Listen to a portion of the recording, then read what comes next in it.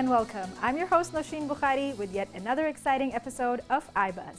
In this segment, we will be reviewing Fast and the Furious presents Hobbs and Shaw, the 2019 spin-off in which a US agent, Luke Hobbs, and British mercenary Deckard Shaw are forced to put their rivalry aside and work together to stop a genetically enhanced supervillain.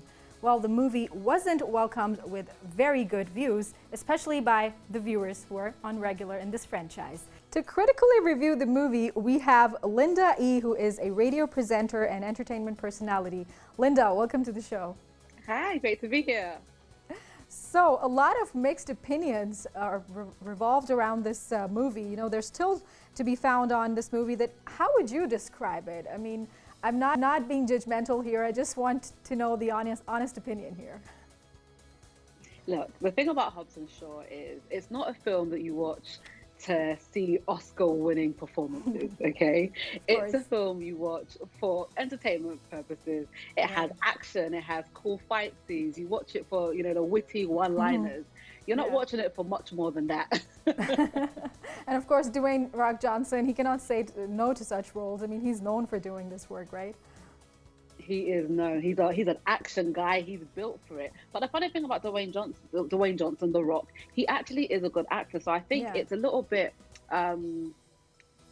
annoying that he keeps doing these roles. I would love to see him in something a little bit more grittier because I think he has the acting chops. But he does this kind of stuff so well that I understand it. He's been the highest paid actor for like 2 years running, so I get it. Right. And it is said that Dwayne was suggested not to work in this spin-off because it didn't seem to be very promising. Do you think that he made the right choice by choosing this movie? Fundamentally, I think he did make the right choice. It does sit quite well in the Fast and Furious world, and the characters of Hobbs and Shaw were so popular that it made sense financially. This film grossed about 760 million US dollars. So I know it's not as much as some of the Fast and Furious films, which did $1 billion, but financially, 760 million is not bad at all. Right. Linda, let's talk about the plot and the story. I mean, how much strength do you see and how much is there missing from the story that, they could have worked on? Yeah, there is quite a bit missing from the story. It's your typical plot.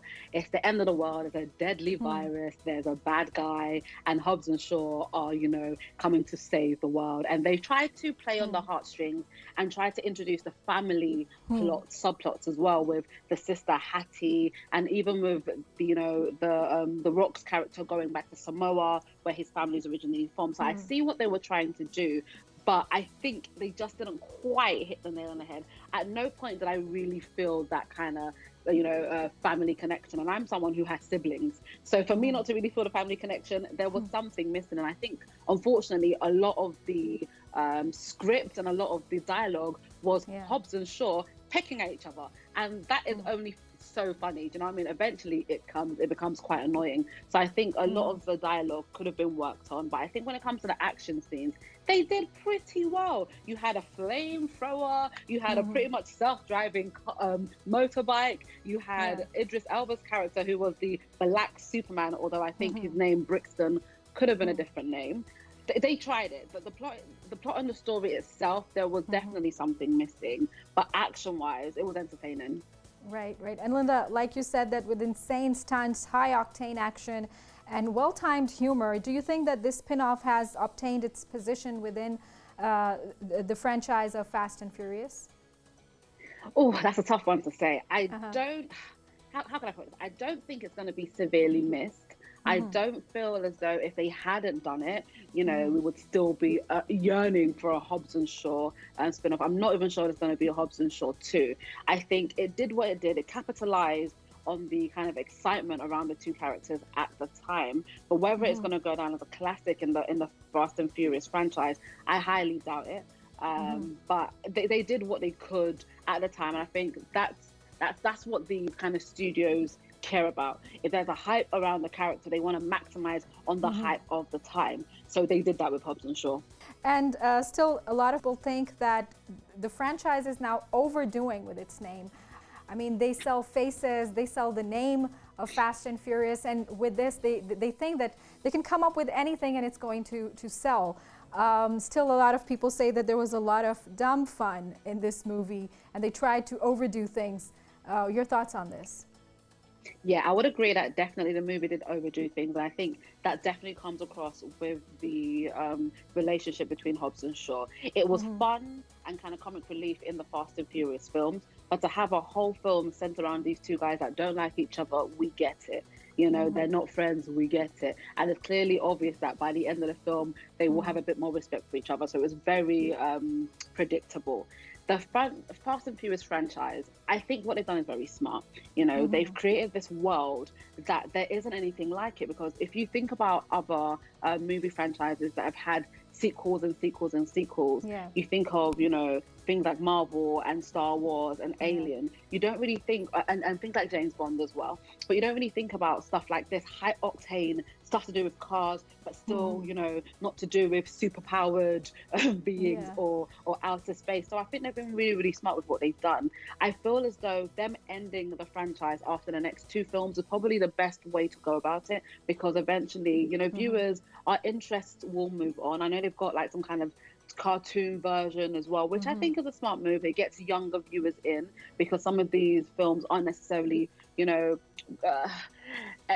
the things you want, you know, children under the age of 12 to be watching. So I think they've done well in creating this whole universe that has been very, very entertaining. But I do feel like they are on the borderline of doing too much. It was tricky with the passing of Paul Walker, and I think they did his character incredibly well, and I feel as though they've done his memory justice in continuing. But I do feel after, you know, perhaps Fast 10, that should be it.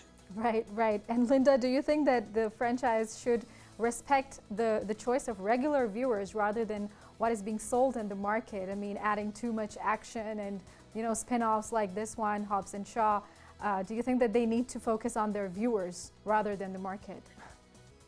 To be honest, I think their viewers want action. That's the reason we got into Fast and Furious in the first place. When I saw the first ever Fast and Furious film, I was like, whoa, look at these car stunts.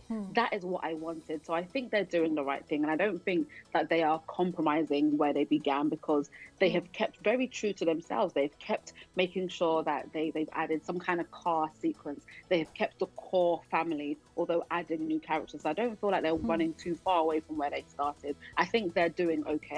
I think their original viewers will still be happy with what they're doing now, especially because we love action. We love to see things that just are mind-boggling and, you know, aren't really realistic. We love to see stuff like that come to life on our screens, and that's what they're doing for us. But do you think that this action was aligned with the story itself?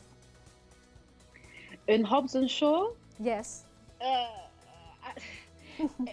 It did borderline action for action's sake. And that's because I feel they just tried to fill in the spaces, right, with action. They did. They were like, you know what, let's bring out a flamethrower here. Let's have someone jump through a bus over here. And that's because there was a lot lacking in the story, and there was only so much they could do with the story. So they just tried to make our eyes, you know, happy with throwing stunts left, right, and center. But that's what happens when you don't have a very engaging and intriguing and juicy storyline to begin with. What else can you do than throw random stunts at a screen, you know? Right. Linda, the moment of truth now, Statham or Johnson, and why? Johnson by a mile. Now, here's the thing for me, and this is going to be a little bit controversial, but for me, Jason Statham plays the same character in every single film, okay? Yes. I do not see any variety or any variation. He's a tough man. He's an odd man. I get it. That's all he ever gives me. But I feel like Dwayne has so much more to him. I've seen him in a couple of other films where he's very good with his comical timing. And obviously he's a master when it comes to action. So I just feel like I get a bit more. I think there was a film he was in called Get Short. And he played like a kind of camp character, and I was like, oh, he can do camp as well. Like, he definitely has acting chops. I don't think Statham quite has them. Right. And do you think that this spin-off has actually made Statham lose his position in the franchise? I wouldn't say it made him lose his position. I don't think his position was anything more than because what he was in previously it was the anyway. frontliners, right? But with the spin-off, do you think that it has affected his position in a negative way? Uh, that's so hard to say because getting a spin-off means you're catapulted into the forefront. You have the right. You've earned your own film, and it's going to be interesting to see how they intertwine him back into the Fast and Furious canon when they bring out the next films. But the thing we have to remember about this film as well is that where it sits chronologically isn't where we think it does. It doesn't take place, should I say, straight after Fast and Furious 8 or even Fast and Furious 7. From what I understand, it takes place a few years after the next film we're going to see. So chronologically, when they do the next film, does he need to be a front runner? Not really. He's not the big bad anymore. He's now a good guy. We don't need to be afraid of him anymore. So we'll see what happens with that, really. Right. Linda, that was one very interesting discussion. Thank you very much indeed. Thank you so much. That was Linda E. with her critical review on Hobbs and Shaw. We will be right back after a quick short break in which we will be discussing on media literacy. Stay tuned.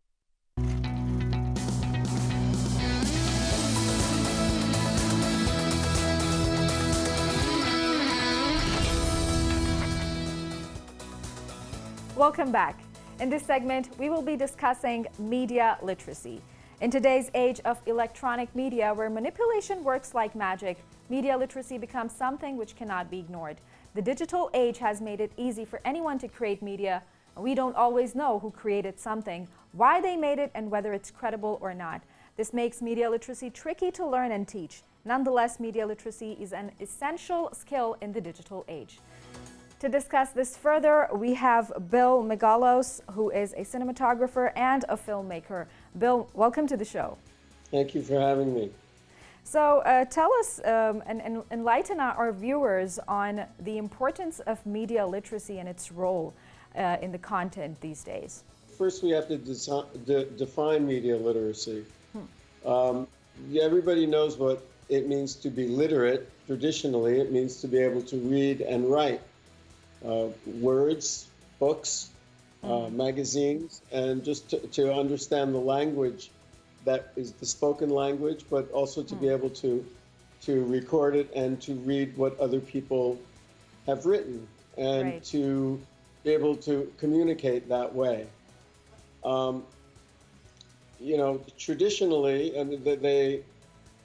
Traditionally, most people in a culture were not literate. If you go back centuries, only the elite were literate.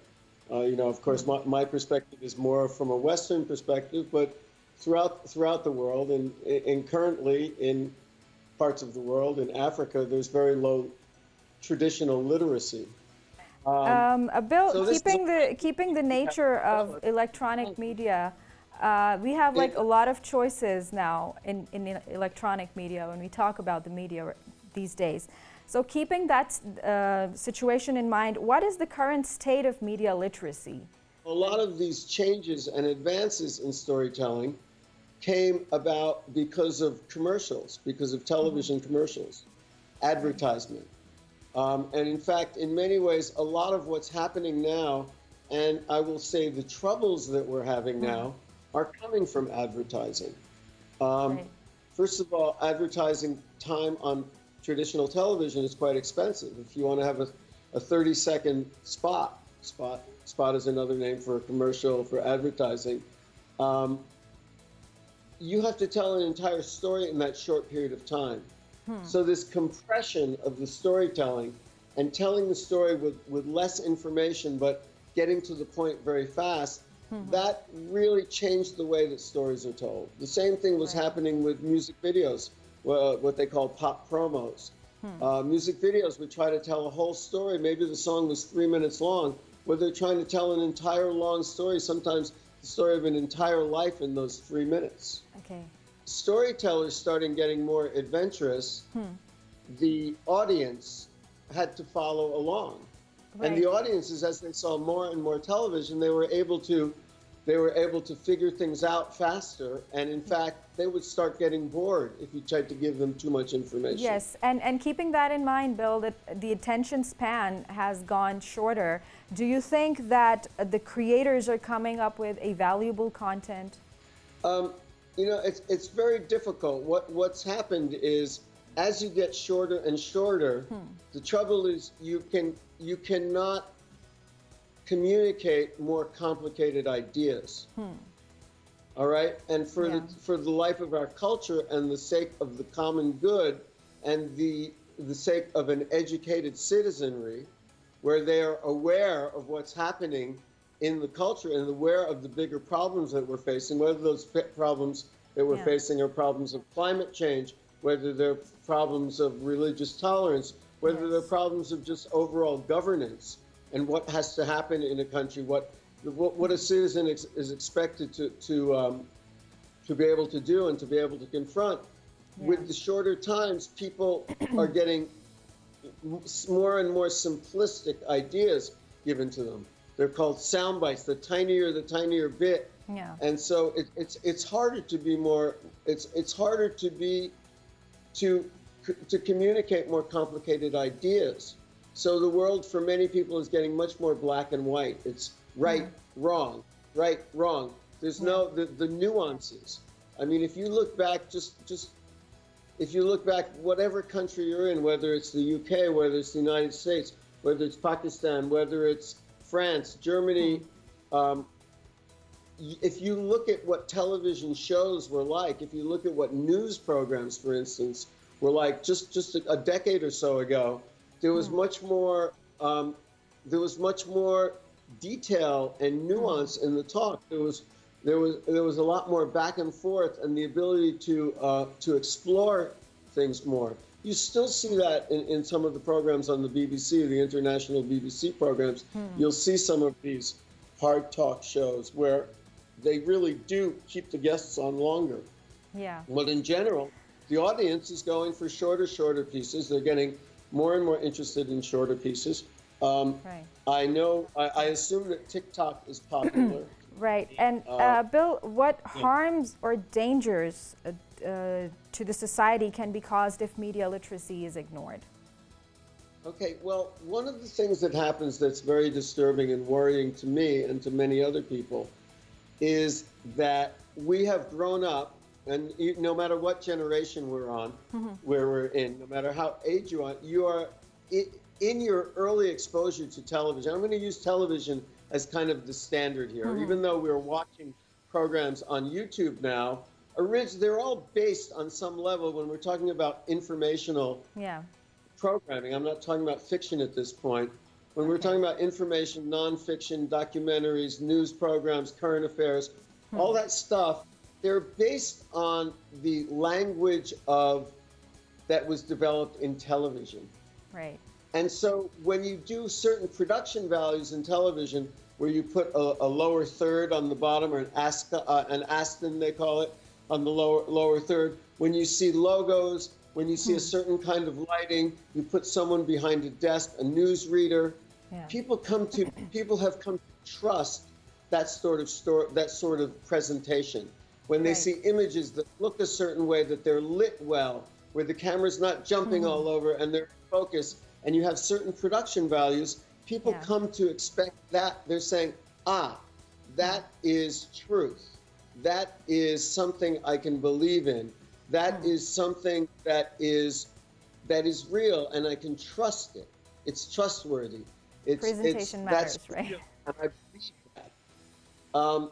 What's happened now, and this is what's extremely disturbing to me, and you've seen it happen in many countries around the world. I can talk mostly in the United States, and I can talk about the last 4 years where under the Trump administration, where you saw many outlets on YouTube that would present information that was very false. Yes. Very false, a lot of it racist information, a lot of it total untruth, but they made it look like a news program. They would put somebody in front of a news desk. They would use the same sort of graphics, the graphics that made it look very professional. And so what happened is you really had a situation where people were believing things that the entire content was false, but because of the presentation of it, people thought it was real. Right. At the same time, you had the former president, Trump, and his followers talking about fake news. So what Correct. would happen is they would say, so the real news that was coming out by the legitimate news organizations, whether that was the BBC in the UK, whether it was the New York Times, newspapers, they were saying, this is not true. Yeah. What this is all fake news. They would use that term, fake news. Yeah. And then people would watch alternate programming that really was not true at all, but because it looked like it, it had good lighting, it had that looked like a newsroom set. They used the same sort of graphics, they used the same sort of music underneath, this dramatic music underneath. People were believing all this. Right, right. So, Bill, can we talk about the effects of pandemic, how it has changed the entire concept of media literacy now? Well, the pandemic is one more element that I would like to talk to, but let me just say one more thing about about media literacy before we get into specifically what the pandemic has done. Not very long ago, let's say I had an idea, let's say I was a thinker, let's say I was a scholar and a historian, and I wanted to talk about something I'm seeing in the culture that might relate to something we've been through before. If I wanted to communicate this to people, I would write a book. Or maybe I would have already written the book. I would have done the research, and I would decide, I would try to write a, let's say there's a new policy of, let's talk about wearing masks. Let's go to the pandemic, just as an example here, where all of us know that throughout the world there has been some controversy about whether you should wear a mask or not. Now, I know there are many countries in Asia that have been wearing masks for a long time. If you went to China 15, 20 years ago, people would be wearing masks against pollution or to keep from getting sick in general during cold season. In Japan, people wore masks. You see it in the Philippines. But let's say in the West, with the pandemic coming and the politicization of whether this is a real virus, whether it's really dangerous. Oh, you want to make some conclusions? Okay. Yeah, so let's go back to the. You asked about what has the pandemic done with media literacy and how has that really made it more difficult?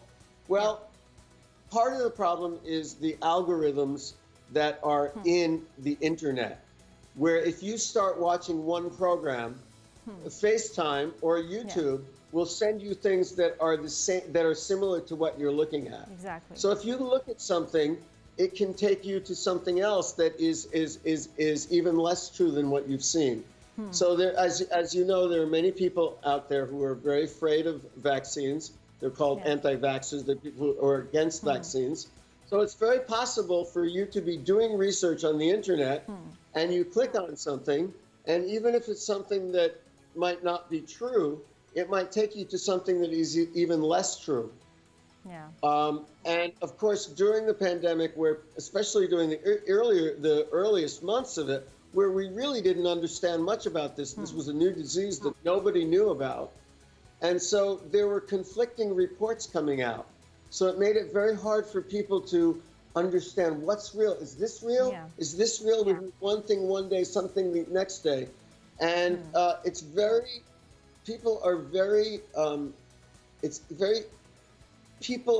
easy in a time of fear for people to believe conspiracy theories and to believe that the government is against them, that people are going to be putting microchips up their nose when they're testing them to see if they have COVID. And the fear and the lack of general media literacy on the part of people caused them to, and then they're worried about their jobs. They don't want to close down the society. And so you have this chaos that we've all been living through. Correct. So that was truly very enlightening. Bill, thank you very much indeed for your time and discussion. Okay, great. Thank you. Thank you. It was an honor to be able to talk with you, Nasheen. And I wish everybody good health And I'm very glad that in many countries we seem to be progressing in this pandemic, and I just pray that everybody makes through this healthy, and sending a lot of love to everybody. Thank you very much. That was Bill Megalos with his thoughts on media literacy. And that is it from today's episode. We hope you liked it. Don't forget to share your feedback on the social media link mentioned down below. We'll see you next time. Until then, take care and goodbye.